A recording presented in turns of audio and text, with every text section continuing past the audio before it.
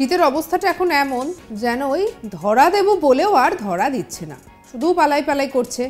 দক্ষিণবঙ্গে এরকমটাই এখন শীতের অবস্থা, তাই আবার শীত উপভোগ করতে অনেকে উত্তরবঙ্গেও চলে যাচ্ছেন। আর এই সব কিছুর মধ্যে বছরের শেষ কটা দিন কেমন কাটবে বলুন তো, সেটা কিন্তু বর্তমানে ভীষণই একটা চিন্তার কারণ হয়ে দাঁড়াচ্ছে। কারণ বঙ্গোপসাগরে ঘূর্ণাবর্ত, আর এর ফলেই বছরের শুরুটা এবং এই বছরের শেষটা কেমন কাটবে সেটা কিন্তু একটা প্রশ্নের মুখে। কারণ আবহাওয়ার যা খামখেয়ালিপনা, তাতে মন খারাপ হচ্ছে শীতপ্রিয় বাঙালির। হাওয়া অফিস বলছে যে দক্ষিণ বাংলাদেশের উপর নতুন করে ঘূর্ণাবর্ত সৃষ্টি হয়েছে, আর এর জন্যই দক্ষিণা হাওয়া এবং পূবালি হাওয়ার দাপট এখন বাংলায় বাড়ছে। পূবালি হাওয়ায় জলীয় বাষ্প ঢুকছে সাগর থেকে। উত্তরে হাওয়ার নামে যেন নিখোঁজ পোস্টার পড়েছে জেলায় জেলায়। মানে এই উত্তরে হাওয়ায় তো আমাদের শীতকালটাকে উপভোগ করার জন্য অনুকূল পরিস্থিতির সৃষ্টি করে। সেই যখন নেই, তখন এই শীত শীত ভাবকে সঙ্গে নিয়েই আমাকে আপনাকে নতুন বছরকে ওয়েলকাম করতে হবে আর কি।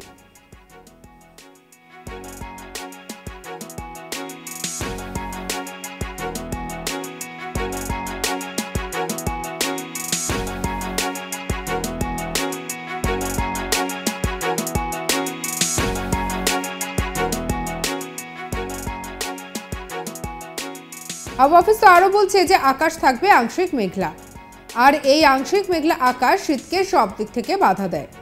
এখন কথা হলো, এই ঘূর্ণাবর্তের জেরে কি বাংলা আবারও অকাল বৃষ্টিতে ভিজবে? উত্তরটা হলো না। কারণ মেঘলা আকাশ থাকলেও এখন বাংলার আবহাওয়া মোটের ওপর শুকনো থাকবে, আর বৃষ্টির কোনো সম্ভাবনাই নেই। কলকাতার তাপমাত্রা 16 থেকে 27 ডিগ্রি সেলসিয়াসের মধ্যেই থাকবে। তবে 2রা জানুয়ারি থেকে আবারও পাল্টাবে আবহাওয়ার সামগ্রিক চিত্র, কারণ সেখানেও রয়েছে একটা পরিবর্তন। মঙ্গলবারের পর থেকে তাপমাত্রা কমতে থাকবে। তাপমাত্রা 2 ডিগ্রি সেলসিয়াস পর্যন্ত কমতে পারে বলেই আপাতত পূর্বাভাসে জারি করা হয়েছে। তবে আবহাওয়ার মতিগতি বোঝা বড়ই দুষ্কর, তাই আপাতত শীত শীত ভাবকে সঙ্গে নিয়েই বর্ষবরণের জন্য আমাদেরকে রেডি হতে হবে।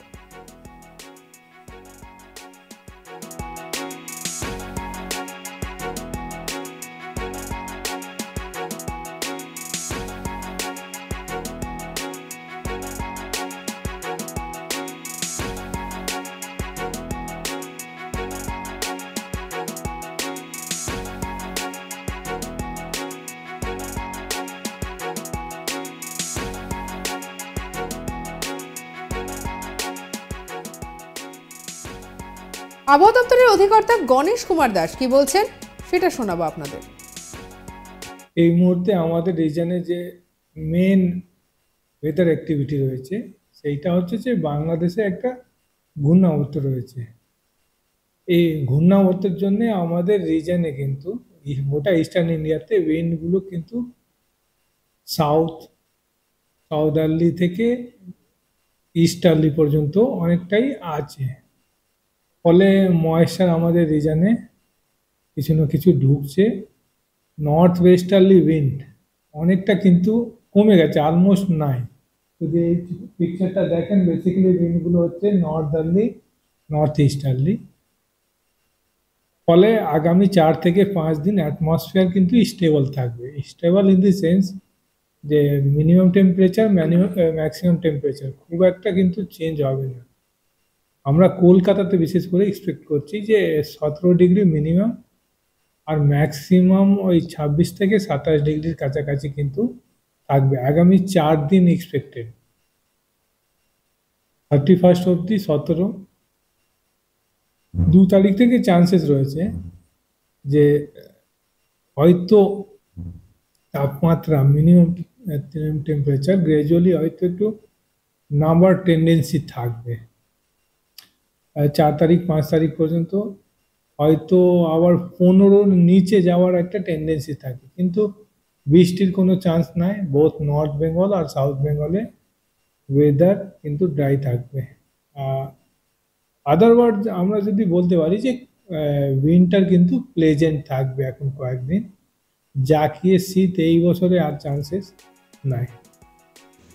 তবে অন্যান্য বছরের থেকে এই বছরে ঠান্ডাটা বেশ একটু কম, সেটার কারণও আবার ব্যাখ্যা করেছেন গণেশ কুমার দাস। কি বলছেন শুনবো। ডিসেম্বরে দেখি অ্যাটলিস্ট একটা স্পেল দেখি যেখানে যে রাতের তাপমাত্রা নর্মাল থেকে 2-1 ডিগ্রি কিন্তু নিচে থাকে।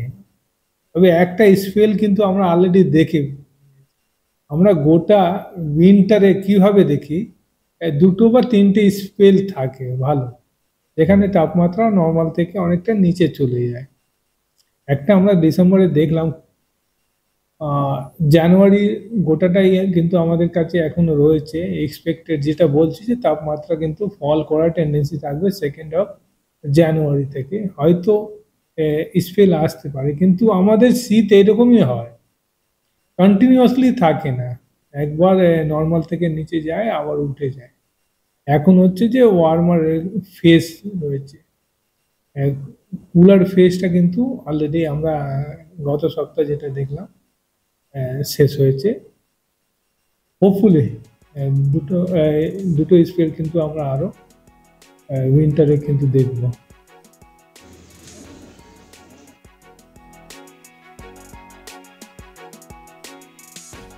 তাহলে তো বুঝতেই পারছেন যে আলিপুর আবহাওয়া দপ্তর তো একবারে বলেই দিচ্ছে যে এবছরের শেষটা না আর শীতের দেখা সেভাবে পাওয়া যাচ্ছে না, ওই শীত শীত ভাবকে সঙ্গে নিয়েই কাটাতে হবে আর কি।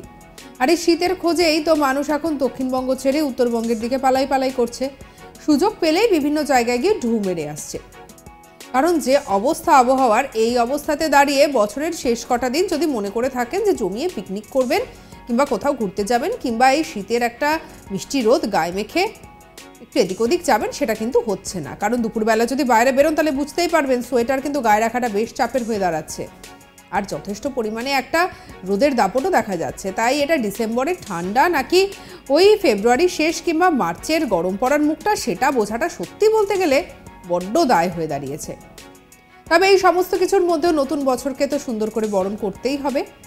তার জন্য শহর কলকাতা যেমন সেজে উঠেছে, তেমনই সেজে উঠেছে জেলার বিভিন্ন প্রান্ত। আপনারাও নিশ্চয়ই রেডি।